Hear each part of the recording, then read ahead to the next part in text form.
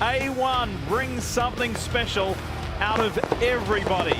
And it did again tonight. And how about the defending champion in the AMA Supercross Championship? That is Chase Sexton aboard his new bike, the Red Bull KTM. All right, so heat 1 in the 450s, and there was a dramatic start and it involved Hunter, Lawrence, and many others. Lawrence hitting the deck, he got squashed in between two other riders and was playing catch-up from the start. Yeah, his night only begun with that. You know, you're watching Jet Lawrence, his brother. That was a tough crash for Hunter. He was able to get out there and get back on the motorcycle, but his night was only really beginning with some issues. And he got forced to go into the last chance qualifier to heat 2.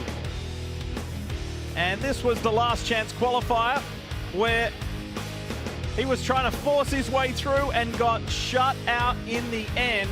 And that was a tough way to start. Yeah, we just saw him with the highlight and his night ended. As you could tell, he was really frustrated trying to make a pass in there. But yeah, it was on for his brother to see what he can do.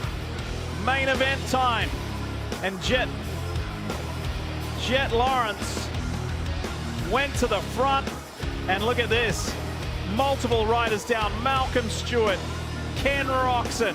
After winning his heat, Roxon was forced to play catch up right from the very beginning. He couldn't believe it that had happened. Meanwhile, Lawrence and Anderson 1 and 2, the race was on. Yeah, what we saw, Jason was able to get around Jet in the beginning, and then Jet made a great pass. And as I said, we saw a rider with a sense of calmness and kind of control with these guys, and he was able to pull. But this was a close moment from Chase Sexton. We saw the track kind of getting very slippery to shiny spots, and the champ held on to it.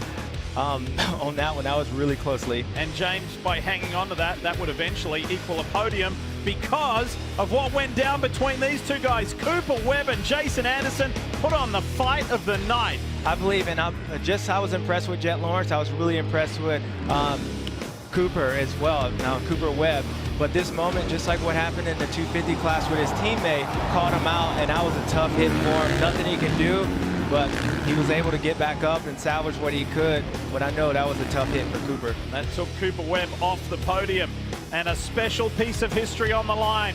Jet Lawrence becomes the first rider in 50 years of Supercross history to win on debut in the Premier class. Nobody had ever done it. Jet has now. He's probably looking at us bums. Like, it takes you 50 years to accomplish what I've done in the first try. But great ride for him and Jason Anderson as well. You know, great start for the kid. And Chase Sexton able to get third, and Jason Anderson was second. So big old trophy. That's one of my favorite trophies. And Jet has one at his first try. And you did it several times. And again, that save by Chase Sexton. That was so crucial as we show you the results. Lawrence, Anderson, Sexton, the podium, but there's a lot else to digest from this. For Team KTM, for the Red Bull KTM team, Aaron Plessinger getting a top 5. Dylan Ferrandis with his new ride. And again, Cooper Webb, to your point, James, he was able to salvage at least a 6th place out of that. Yeah, absolutely. I think Cooper is going to look back at that pass that he almost made on Jason and probably realize next time he's probably going in and just taking him out.